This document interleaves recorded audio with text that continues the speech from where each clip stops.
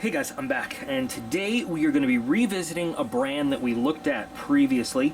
We're going to be taking a look at the brand Cool Hand, and I don't have the knife with me because it is right now packed on the mythical, magical moving truck that is floating through, you know, some alternate dimension somewhere, trying to get here with all the stuff. But I looked at a very small, very nicely done though, ceramic EDC blade. I say EDC because they say EDC. To me, it's a little bit small for EDC. It's a very small knife. I'm going to put a link to that video in the video description so you can check it out and take a look at, you know, what they had to offer there.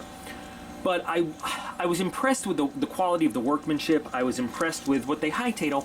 I was impressed with what they had to offer there. And I know that they had some other products that they really offer for an EDC size blade. So I wanted to give them a chance and I wanted to try it out.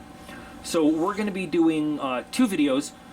We're going to be taking a look at a little bit of their higher end line, and then in the second video, and just to give you kind of a sneak preview, we're going to be looking at their larger but less expensive cousins. Less expensive because of the materials they're made of, but some more classic shapes and sizes for EDC. I'm going to tell you right now, like, I'm not going to make a mystery about it. I like Cool Hand. I think Cool Hand is a good brand. They're an offshore maker. Not everything is made in China, but nothing is made in the United States. I think they put some good quality materials to work. I think that they put some good quality time into the engineering and production, and I think they're worth the price. And they're certainly not a low-cost brand, but they're not a really expensive brand either. So, you know, let's take a look at the two that I've chosen to kind of take a look at today. And note that these are only a couple of models available. One of the things that Cool Hand does really, really well is ceramic.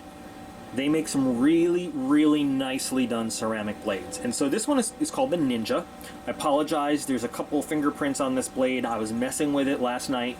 You know, this is not a straight unboxing. This is more of an in-depth review, and I really wanted to get a sense for this knife before I made the video. They have what they call their zircon ceramic mix. Ceramics are good for a number of reasons. So here's another video I'll put a link to. A while back I did a ceramic versus steel video, and you can check that out. There are lots of reasons to carry a ceramic blade. There are lots of reasons not to carry a ceramic blade. So I'm not going to rehash all of that. And if you're curious, if you watch the other video and you still have questions, I'm more than happy to answer those questions for you. But this is a really nice, like I said, EDC sized, kind of not too big, not too small, really nicely done ceramic blade. In kind of the style, guys, again, I apologize. This torn ligament in the thumb is still killing me. I'm not very effective. I promise you, these are super smooth knives. I'm just not really proficient with my left thumb, and I'm not having a lot of luck. There we go, with my right thumb, because it's still in a lot of pain there. Some nice engraved markings on the blade just to let you know who made it, let you know it's their zircon ceramic mix, and there's their little ninja marking. It's a kind of, you know, your classic Tanto shape there. It looks like it's so finely done, it looks like metal. It really does look like a metal blade. They've got machined, sculpted G10, which offers you one hell of a grip. I mean, that is a super grippy handle. You don't really even need any jimping on that because your fingers just grip into it really nicely.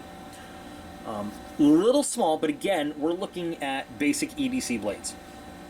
And I think that in a lot of my videos, since I have big hands and I like a bigger knife, I think I've really promoted the big knife for EDC concept. And in reality, I think I did kind of a disservice. I think that a good EDC blade for your everyday use should actually be a little bit smaller than a 4-inch blade. You know what I mean? I think that you're, I don't know, somewhere between 2 3/4 to 3.5 inch is the perfect EDC size. Not too big, not too scary, but gives you plenty of real estate for cutting and doing all the things you need to do. So I think this fits in really nicely there. Complaints, standard complaint for me, not a deep carry clip. We see that all the time. So I would love to have a deep carry clip on this, but this is kind of a standard clip for a lot of Cool Hand knives. There's not much we can do about that. But it is a very tough clip. It's a very resilient clip. It's not likely to bend and snap on you at any time. And liner lock Most of their knives are liner locks. A little thin for my taste, but you know what? It does lock that blade up nice and solid. No blade play whatsoever in this blade at all. And you'll see that throughout their line too. Just about perfect centering on it. It's a really nicely done knife. Now again, if you know what you would want to carry ceramic blades for versus what you wouldn't, and you're like up on that, this is probably, I think Cool Hand does some of the best ceramic blades I've seen. Stone River Knives does great ceramic blades, maybe a step up, but you're also going to pay a lot for that increase in quality too. So for the price that you pay for this knife, I think you're getting one hell of a good ceramic blade. I have yet to see a Cool Hand that doesn't come straight out of the box ready to shave with. And I am not shaving my arms today because, as so many of you like to point out to me, welcome to the Northeast. It's cold. But if you want a knife that slices well and holds that edge for a long, long time, ceramic is the way to go. I mean, few steels will hold an edge as nicely and as long as a ceramic knife. And when I finally get around to doing the knife sharpening video, we'll talk about how you sharpen and maintain the edge on a ceramic knife. It's a little bit different than a steel knife, but this is an outstanding knife. I love this knife. I've just, I had it in my pocket just for a day. It's slim. It doesn't take up a lot of space. I almost forgot it was there. It's the weight and everything is really nice too. So great pocket piece. Even though it's like our least consideration, all things being equal, we've got a good reliable knife. If you can have one that looks really nice, why not have one that looks really nice? And this one, it looks really nice. The squeaking you hear, or may not hear, but it's Petey Kitty Cat desperately scraping on the window trying to join us outside. So excellent choice for EDC adventures. If we've decided that ceramic is not the way to go and you want a steel knife, this one is a bit higher end. I get that.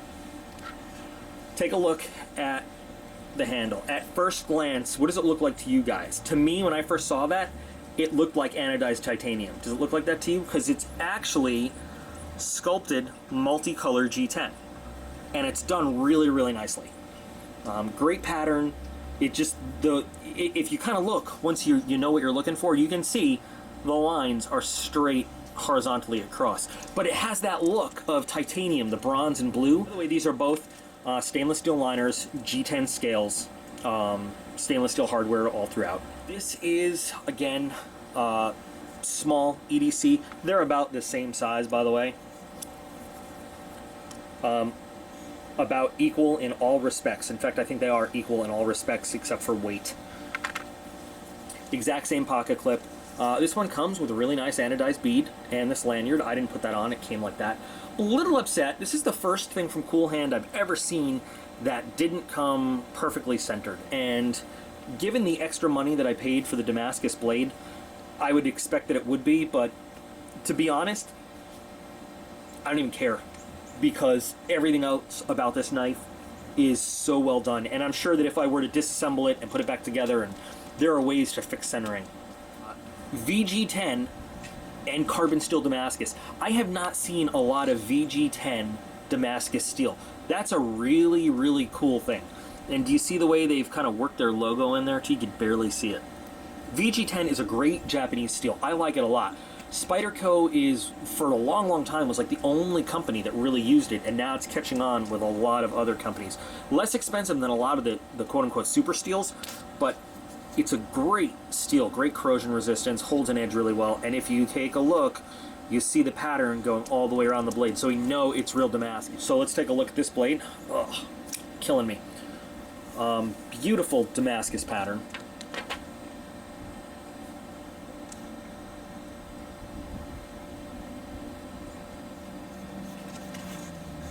And you can see the way they've ground it is that you have your carbon steel down on the cutting edge, which means that that cutting edge is going to be a lot more resilient and hold that edge a lot longer, because even though VG10 is great steel, carbon steel is still harder than any stainless, just about. So well done with the way that they actually engineered their Damascus. Now I'm sure this is not handmade Damascus. I'm sure, you know, this was made on purpose like this. But this is not only a really effective little EDC piece, but what a great looking knife it is as well. You know, just like the other one. I have not carried this one around at all. I love the looks of it. Tato, what does it smell like? You sniffing it? Tato wanted to sniff it, and I think he approves. Cool Hand, another offshore, I'll call it a Chinese company because they're headquartered in China, but a step up from the Kubis, the Ganzos, some of the lower cost knives we've been looking at, but still not as expensive as your Benchmades, most of your Spydercos, things like that. But the quality you get in these knives, in my opinion, is great.